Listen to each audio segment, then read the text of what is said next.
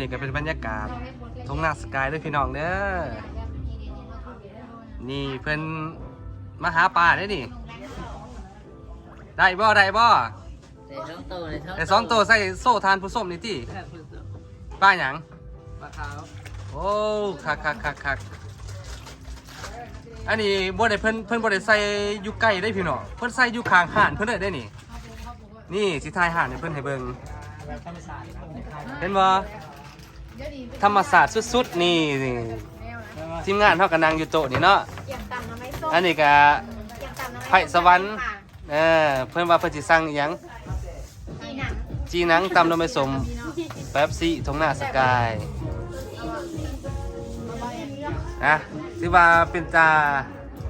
นางเนาะพี่น้องเนาะอาหารเพิ่นนี่โอ้ธรรมศาสตร์งามหลายลุงเก็บมาฝากแนะนำกินภูเขาฟูจิเนี่ยนี่คือเขาฟูจิอยู่ญี่ปุ่นบ่พี่น้องงามหลายเนาะงามลองเบิ่งหันลองย่อเบิ่งหันมีอยู่บ่ได้อยู่บ่บ่คันอ้ายสิขอพายเรือนี่ได้อยู่บ่ได้โอเคจะได้อ้ายขอพายนี่เด้อเดี๋ยวสิทายให้ท่านผู้ชมเบิ่งว่า ลุงพายเรือเป็นอยู่บ่หรือว่าสิไปนาเลยนี่น้องให้งามจิวทัศน์ธรรมศาสตร์งามหลายพี่น้องงามนี่แหละคือเสน่ห์แข้งจะประซักของพวกเราถามว่าใครบ่ทันเคยมา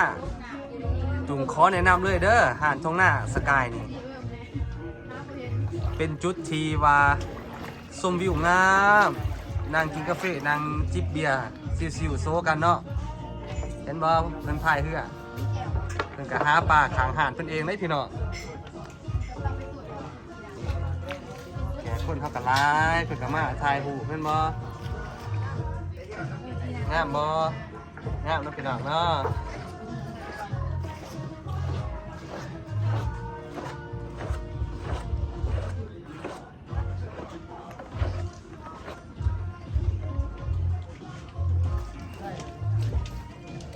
นี่ฮะเบิ่งตะเวนโอ้ยถามว่า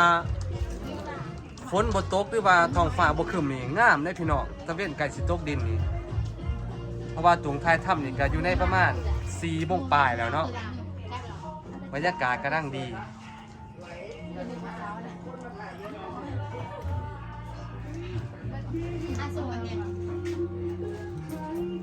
นี่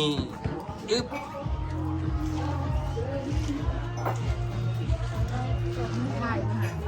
ยกเย้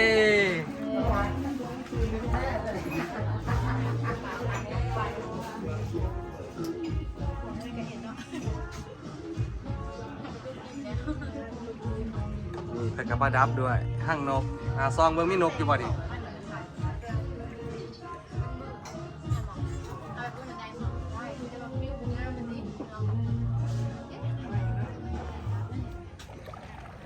พายเพื่อนเด้อพี่น้องเด้ออยู่ตรงหน้าสกาย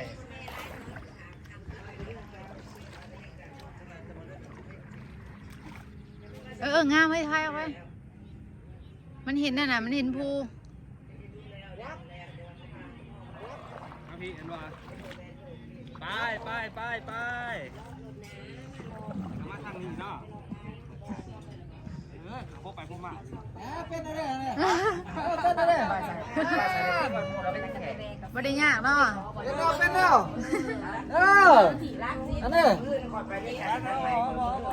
เป็นแล้วลงมาตามมาผูกของผูกเพชรเขาผูกญาติ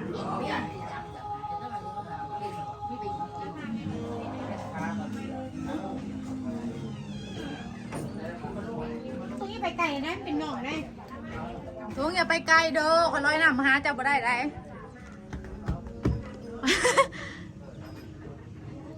ไปร้อยน้ำบ่เป็นได้งามเนาะถ่ายละต้องไปเป็นไว้นะตรงเนาะโอ้ยจิบ่เป็นจะไหนจะตื่นเด้อได้ที่มันเป็นตื่นกันเนื่องกับบ่ไปตามบ่ สิงโง่จะได้ เนี่ยเห็นบ่แล้วโง่บ่เป็น โง่จะได้มาดิ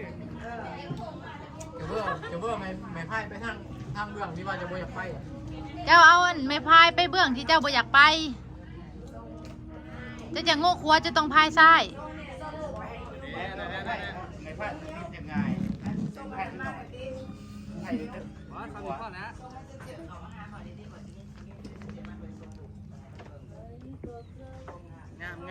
งามพี่น้อง